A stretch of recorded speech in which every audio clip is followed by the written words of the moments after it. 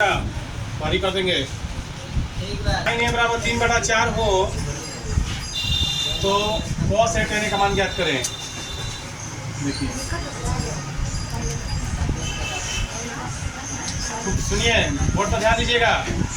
तो साइन ए बराबर 3/4, देखो फिगर इसमें नहीं दिया है, फिगर नहीं है इसमें। तो साइन थीटा बराबर सूत्र क्या होता है पहले बताइए। लंब बटा कोण। तो ये मत समझ लीजिए आप कि लंब 3 हो जाएगा कोण 4 हो जाएगा, गलत हो जाएगा। अगर वैसे हाथ में चलाइए आप लोग, समझिए पहले, ठीक है। तो लंब यानी 3:4। तो अनुपात में कभी भी मान देता है कि इसको के मानते हैं चाहे एक्स मानते हैं। क्या मानते हैं? कभी भी यहाँ पर बट्टा में कोई मान दे देगा, बट्टा में कभी भी मान दे देगा तो यहाँ तक के मानेंगे ना तो एक्स मानेंगे। तो क्योंकि 3:4 का मतलब होता है कि 3x और 4x। ऐसे उसी तरह से लंब जो हो जाएगा आपका 3k हो जाएगा। लंब क्या हो जाएगा? 3k। और कोण हो जाएगा 4k। तो लंब 3k, कोण हो गया 4k। अब निकालना है हमको आधार।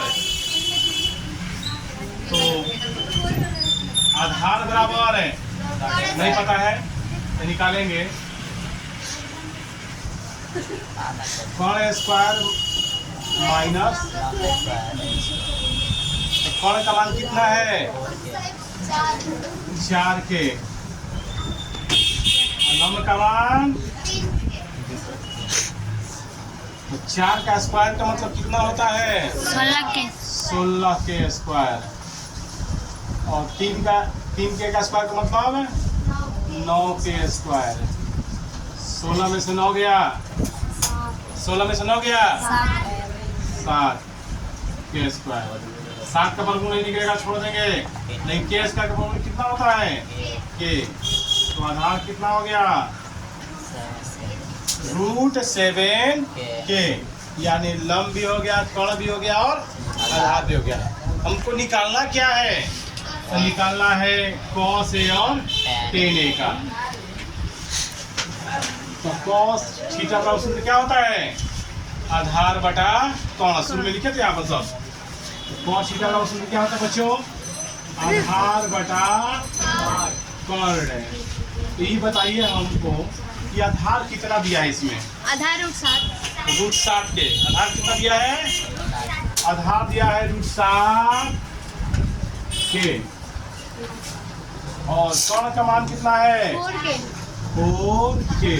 के से के पड़ गया 7/4। 2 से का मान निकाल दिया मैंने, इसका मान निकाल दिया। अब एक और है tan A। क्या है बच्चों? tan A है। तो tan थीटा बराबर सूत्र होता है लंब बटा आधार। क्या होता है बच्चों? लंब बटा आधार। तो लंब कितना है कोई बताइए। लंब कितना है? लंब 3k और आधार √7k। बढ़ जाएगा 3/7। 3/7 यानी cos थीटा का मान निकाले तो √7/4 आया। tan का मान निकाले तो 3/7 आया।